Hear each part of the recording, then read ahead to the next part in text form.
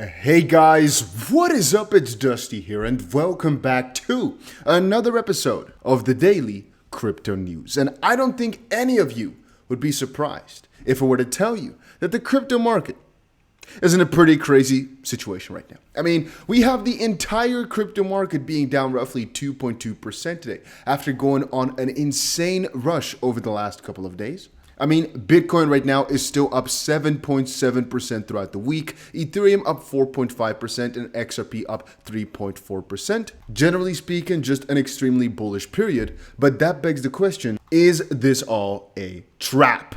Are we getting trapped in? Are we FOMOing in? Now, let me tell you guys one thing, all right? I've been in the crypto space for way longer than the majority of crypto YouTubers out there. It's interesting, but it really is the case. What people usually do is go with the flow. We go with where the profit lies. What I mean with that is we take a serious objective look at, okay, what's the situation right now? We've got a bullish market. Period. We know that. We're getting a lot of altcoins that are pumping 40, 50% and whatnot in a day. We have Bitcoin taking back that dominance. Here's, for example, a weekly chart that kind of showcases just how Bitcoin's dominance has been flowing over the last couple of weeks. And one thing that becomes apparent quite quickly is that indeed it goes with cycles. And if we take a great look at when Bitcoin started doing well, it's not a perfect science right here, but just understand that most of the times Bitcoin in any sort of big run started to gain first, started off with higher dominance, and then after a little while of the bullish period, then altcoins started to kind of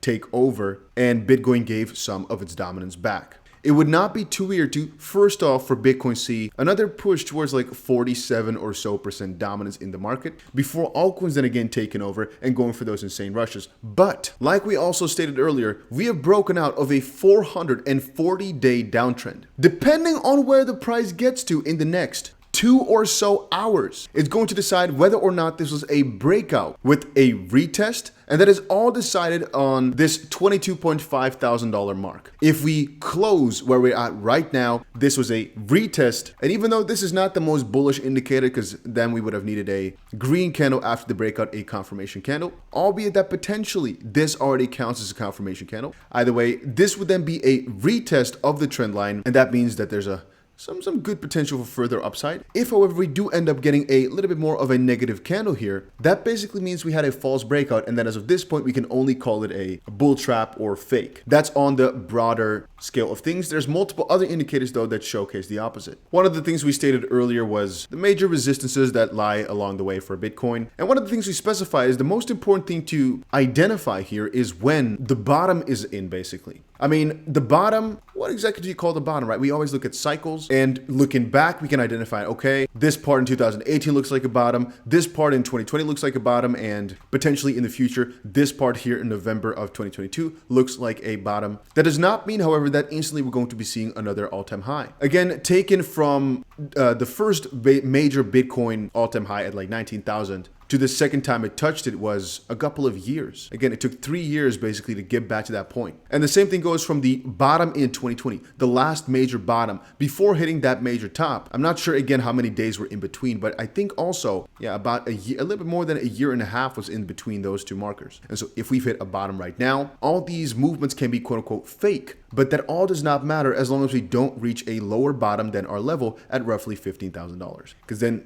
the bull run has still already started. The moment we touch below 15,000 though, then it was all a fake. But as long as it doesn't, it's basically like all these moves right here. And for this, basically the bullish period, all these moves right here. It is perhaps, however, possible to state that the bear market only lasted from December, basically you can see here, 2017, this point, up until this point right here, somewhere throughout December 2018, so for about 1 year, before then continuing on with the big pump. Because even though we had a pullback, this pullback here never took out the previous bottom. And so it is definitely possible to state that this was all bull market until we, again, reached our peak and then potentially a bear market for another year, which has been the case already by now for a long time, even more. We've been, again, in a downtrend for 440 days or so that now could be broken. And then again, we can continue on with cycles like this. Point being, watch very closely for where Bitcoin ends the day. If we end above $22,500, I'm extremely bullish. If below, I am slightly more bearish. Then again, Again, for the major swings and for the major strategy shifts, everything still relies on the idea that we've hit our major bottom, even though it might not be the case. It's the highest probability for right now, so we're basing things on that. Things would change, however, if the entire market goes on a little bit more along the lines of what banks like JP Morgan are saying, where a lot of these entities right now are warning for a recession. And I personally believe as well that if a recession comes in, the crypto market really won't do that good for the first part of it. I think later on, crypto will thrive basically because, well, big recessions, big financial crises is what this cryptocurrency space was built for. But the initial start, I don't think it will be too well. Anyway, here's American entrepreneur, well, Arthur Hayes. For all of you that do not know him, he is the former CEO of BitMEX and co-founder. He basically warned that Bitcoin and the digital asset markets could face a possible downturn if the Federal Reserve does not pivot its monetary policy. And he suggested that the scenario could arise if Bitcoin's current rally has been triggered by the market front-running a resumption of printing money by the Fed. If the Fed does not follow through with a pivot, or multiple Fed governors talk down any expectation of a pivot even after good consumer price index points, Bitcoin will likely crash back down to its previous lows, he said. And he said that if such a scenario occurs, the effects will spill over to other risky assets, while predicting that pivoting will likely give Bitcoin more strength. Something to keep in the back of your head. Little side note, if you still need an exchange to trade on, I personally use Bybit. I've got a link for that down below. And make sure, again, my own personal recommendation, that you always got yourself a VPN on. A link for that is also down below. I personally use a NordVPN. And there's two more, which is Ledger for storing your crypto in a safe manner, and then potentially BitGet. It's just another exchange that I use. I kind of use both Bybit and BitGet, depending on what I'm feeling like that day. Anyway, links for those are down below. The reason I keep saying this is because there are huge bonuses for using these exchanges, and very often getting a bonus is worth it, even though it might cost you some effort to get it, because in my own opinion, it's basically like free money. So again, just check it out. A link is down below. There's also something rather interesting, pretty crazy if you ask me, happening. Apparently, Swift is no longer available to Binance users for a transaction under $100,000.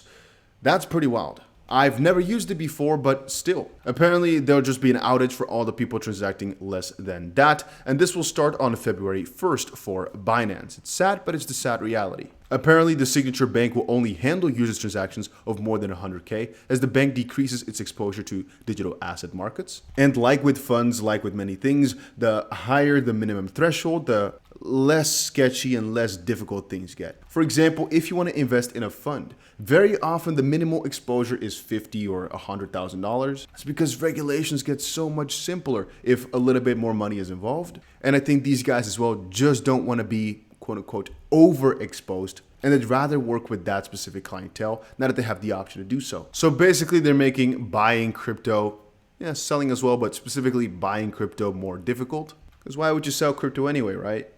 Now, but in all seriousness, this is definitely not good. I also saw an interesting article earlier today. I wish Ripple had given away more XRP, executive says. Here's why. David Schwartz reflects on what could have been with the XRP supply. And it's kind of funny. I was checking this out over on Twitter as well. The two situations are not comparable. We'll cover that in a second. The XRP in the escrow belongs to Ripple, a for-profit corporation to do with as fits Ripple's goals. There's no community ownership, no vote. The flare in the airdrop is supposed to be communities to vote on the benefit for the ecosystem.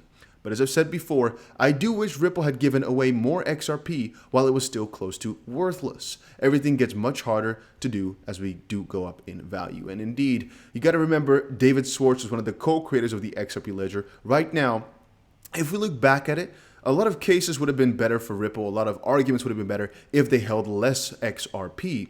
At the end of the day, they got a lot of XRP when it was basically built slightly after XRP was designed. Ripple was started, the company. And it's a big discussion about the FLR airdrop.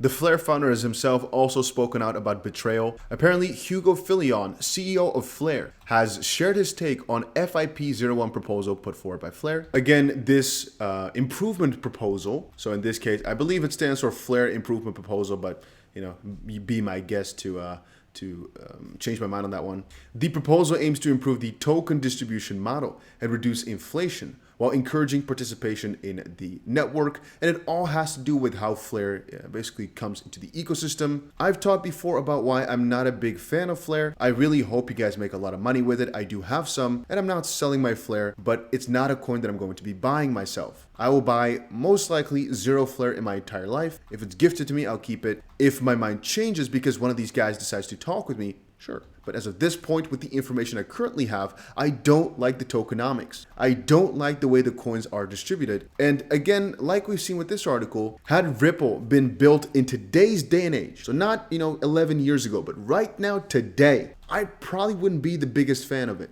Is because Ripple already had the XRP when it was worthless, and they're doing an extremely good job with it, as I personally think now. It's all pretty good. If now a crypto were to come up with one company owning 80% of it, even though it's then again vested, so it's kind of like Aptos and Solana and whatnot, where foundations or major VCs own a lot anyway, I would be at least less excited. But since they're already selling out there, it's fine. But with the way in which Flare is going to be distributed, it's kind of scary because, well, take a look. So we're talking before about a singular airdrop, right? Flare basically had XRP, you have it? Okay, you're going to get yourself some Flare. Now, you can't do just one airdrop because there's no incentive for people to really buy. Like, people will just sell their tokens, especially if they just kind of keep getting over time. People will sell, and there's like selling pressure, not much buying pressure. Singular airdrops don't work. They get dumped before the ecosystem can develop, and the dumping then prevents the ecosystem from developing. Makes a little bit of sense. Now, then again, from a one airdrop, I think there's two sides. Like David says, they get dumped once, and then it's over, though, right? Makes sense as well. Every sale is to a matching buyer who wants the token more than the person who sold it wants it because they believe in the ecosystem more. And Dan says, so dump 100% of the escrow every month, get it out on the market, and then the monetary inflation with no benefits is over. You are such a hypocrite, honestly. The point here being, Flare, it's like the community has to decide, and if the community thinks this is best, it can be done. With Ripple, in theory, the community decides as well, but it just belongs to Ripple and they can do with it as they please. You got to think about it for yourself. Now that XRP has so much value, it's not as easy to give away. Anyway, there's a very big story about what's going on with Flare. Again, let me put it really clearly. I am a holder of FLR, right? I'm a big supporter of XRP and things along the ecosystem. Flare is not as much an XRP ecosystem builder as before, even though it still will probably do well. I'm just not a big fan of the way in which the FLR tokens are going to be handed out. There's a vote on it now, but as he says as well, it kind of feels like why some people, he understands why some people feel that this feels like some sort of betrayal. Again, there's a very big dispute ongoing right now. If you guys would like to get more information on this, please let me know in the comment section down below. I think we've talked about it enough for right now.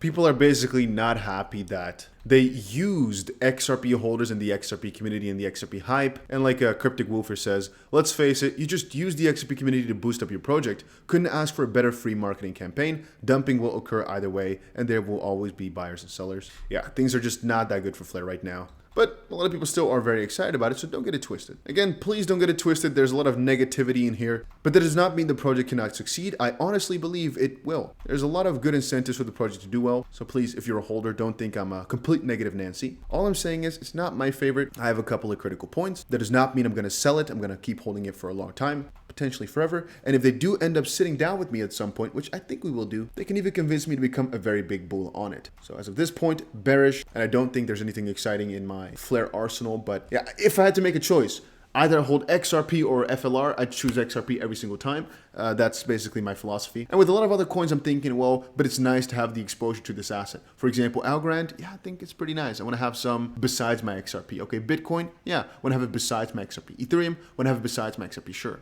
And with some coins, like right now, XLM, for example, I've not been buying too much because I'd rather just buy XRP. And there's many coins that are in that little ballpark where I'd rather just buy XRP. Anyway, that was it for today's little crypto update. There's a lot more going on, but these were the most important parts. If you enjoyed it, make sure you press the like button. And I'll see you guys again in another crypto video tomorrow.